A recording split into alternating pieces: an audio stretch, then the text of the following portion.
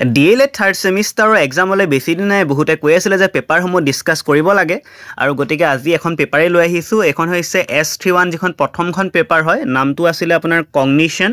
Learning and socio' cultural context এইখনত প্ৰায় 70 mark আহে আৰু সময় দিয়ে 2 ঘণ্টা 45 মিনিট এইখন মই 2023 চনৰ পেপাৰ লৈ আহিছোঁ আৰু প্ৰথমতে আহে 1 মাৰ্কৰ 10টা শ্বৰ্ট কুৱেশ্যন আৰু তাত প্ৰথমটো আহিছিলে মনোবিজ্ঞানত শিকন মানে কি what is learning in psychology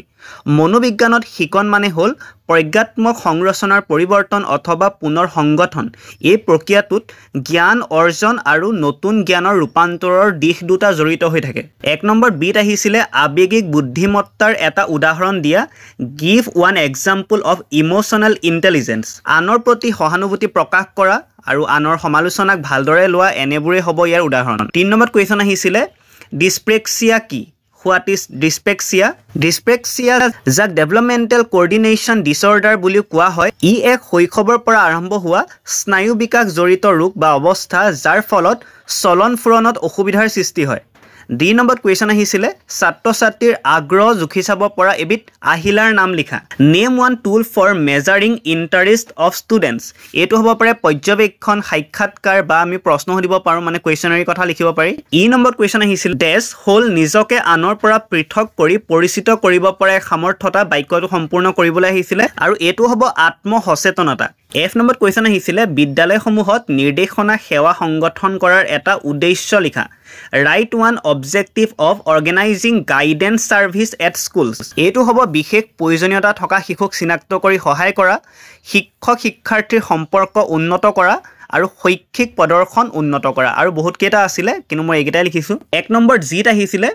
শিশুৰ মেলত মিশ্ৰ সংস্কৃতি কথাটোৱে কি সূচায় What is meant by cross culture in children's play? শিশুৰ মেলত মিশ্ৰ সংস্কৃতি কথাটোৱে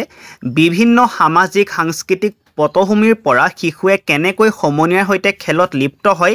সেই কথা পৰীক্ষা কৰা আৰু তেওঁলোকৰ খেলাৰ শৈলী আদি সূচায় বিভিন্ন সাংস্কৃতিক পটভূমিৰ শিশুৰ খেলাৰ শৈলী পৃথক পৃথক হয় তেনে ক্ষেত্ৰত এজনে আনজনৰ পৰা নতুন কৌশল আয়ত্ত কৰিব পাৰে 1 নম্বৰ 8 নম্বৰ কুৱেশ্যন আহিছে সাংকেতিকৰণ আৰু পুনৰুদ্ধাৰৰ মাজৰ মূল পাৰ্থক্যটো লিখা সাংকেতিকৰণ হৈছে তথ্য সংৰক্ষণ কৰা প্ৰক্ৰিয়া আনহাতে পুনৰুদ্ধাৰ হৈছে সংৰক্ষিত তথ্যসমূহ হুবহু পুনৰ সচেতন অৱস্থালৈ উভতাই অনা 1 নম্বৰ আই নম্বৰ কুৱেশ্যন আহিছিলে শিশুৰ ভাষিক খেলৰ এটা বৈশিষ্ট্য লিখা এইটো হ'ব ভাষিক খেলৰ জৰিয়তে শিশুৰ শব্দ ভঁৰাল চহকী কৰা তাৰ পিছত আনৰ লগত কথা কোৱাৰ আত্মবিশ্বাস গঢ় দিয়া এইবোৰে হৈছে শিশুৰ ভাষিক খেলৰ বৈশিষ্ট্য 1 নম্বৰ জে নম্বৰ কুৱেশ্যন আহিছিলে শিকন অক্ষমতা আৰু শিকন অসমৰ্থতাৰ মাজৰ এটা পাৰ্থক্য লিখা শিকন অক্ষমতা দীৰ্ঘম্যাদী হয় ইয়াত বিশেষ কৌশলৰ প্ৰয়োজন হয় যেনে চিকিৎসা সেৱা আনহাতে শিক্ষণৰ অসমৰ্থতা প্ৰায়ে শিকন পৰিৱেশৰ উন্নতি আবেগিক সমৰ্থন বা অধ্যয়নৰ অভ্যাসৰ পৰিৱৰ্তনৰ জৰিয়তে সমাধান কৰিব পাৰি গতিকে 1 নম্বৰ এইকেইটা কুৱেশ্যনে আছিলে মই নেক্সট ভিডিঅ 2 নম্বৰ পৰা আৰম্ভ কৰিম যেহেতু ইন্টাৰ্নশ্বিপো চলি আছিল আৰু বহুতবোৰ কাম একেলগে চলি থকাৰ বাবে সময় একদম পোৱা নাই সেশনেলো চলি আছিল গতিকে মই বহুত লৰালৰিকে এখিনি বনাইছো গতিকে কিবা ভুল হলে আপোনালোকে কমেন্টত জনাই দিব বাকিখিনি কুৱেশ্যনো মই ডেইলি দিবলৈ চেষ্টা কৰিম